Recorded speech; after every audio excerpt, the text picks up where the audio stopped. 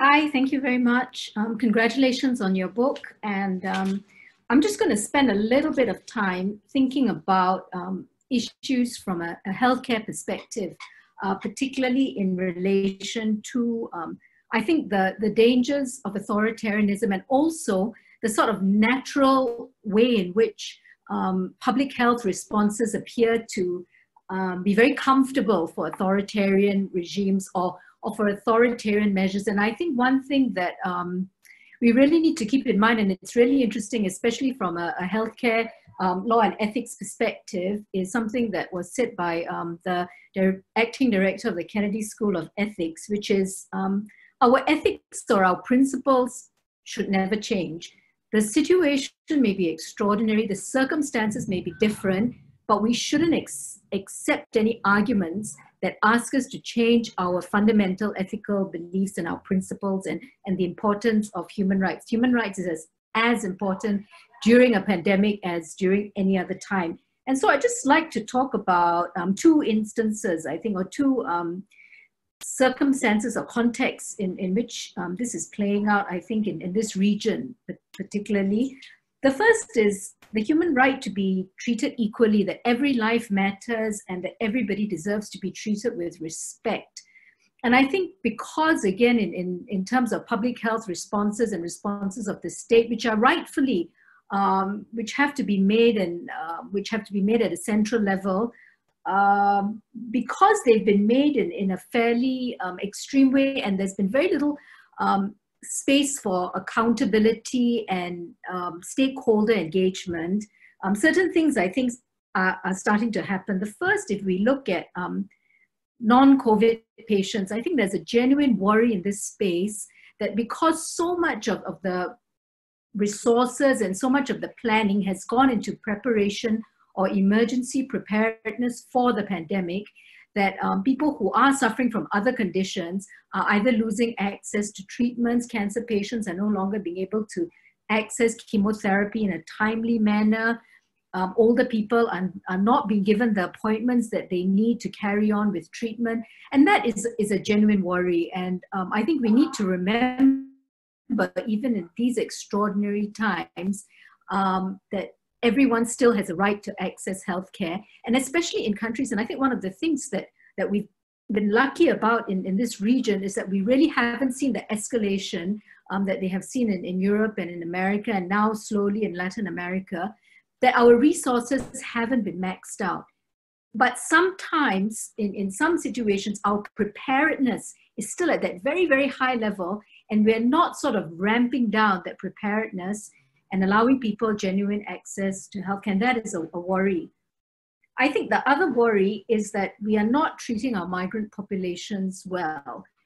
We are stigmatizing them, we're discriminating against them. They are now fearful about getting medical treatment. And that is a genuine worry. And I think it has given the government or some states the space to take very draconian measures against migrant populations, simply because now they are seen as another threat. And there's the othering of that population, which I think is a very dangerous precedent. And we should be very careful not to let that take hold because it is so easy when people are fearful during this pandemic.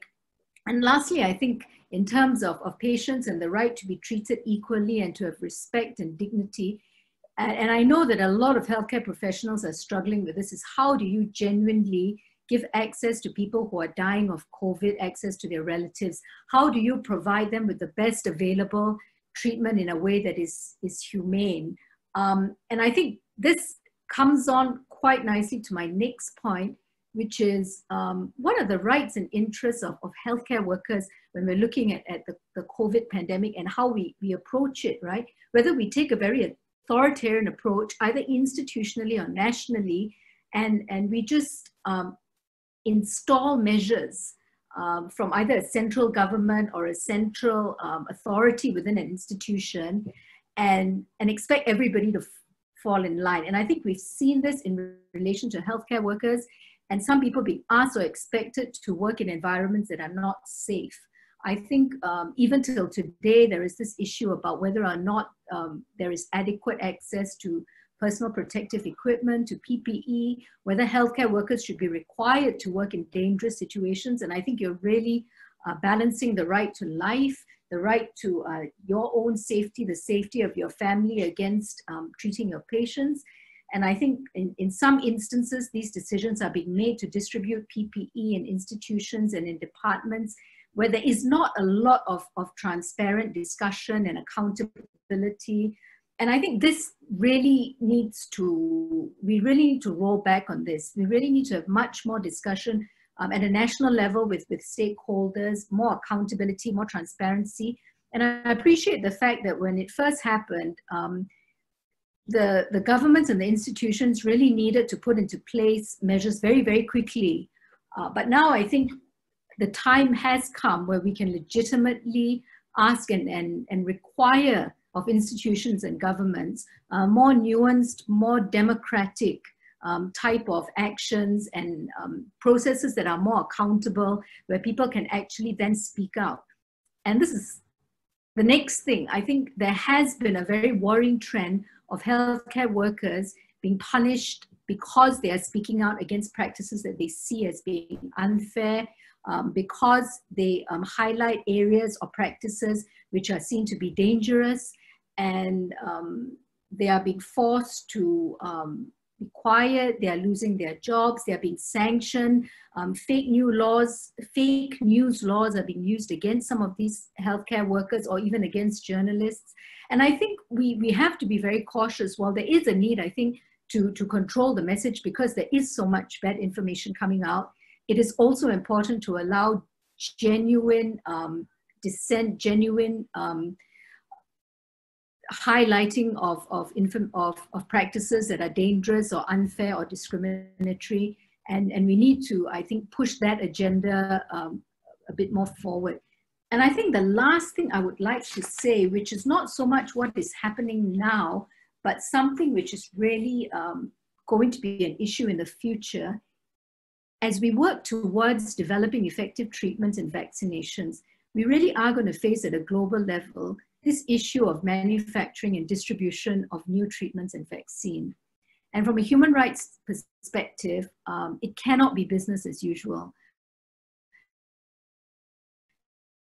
An international discussion, and I know some of these discussions are already ongoing at the WHO, but you can imagine all the other interests that are at play when it comes to this, because it's going to be very lucrative in terms of money making. There's going to be huge demand, and the people who have the loudest voices tend to be the richest players, and the people who have the capacity to manufacture are largely going to be in developed countries.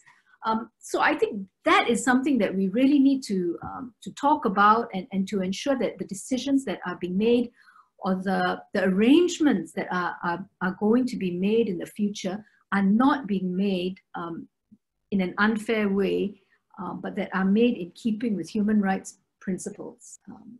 So yeah, that's pretty much what I have to say. Thank you.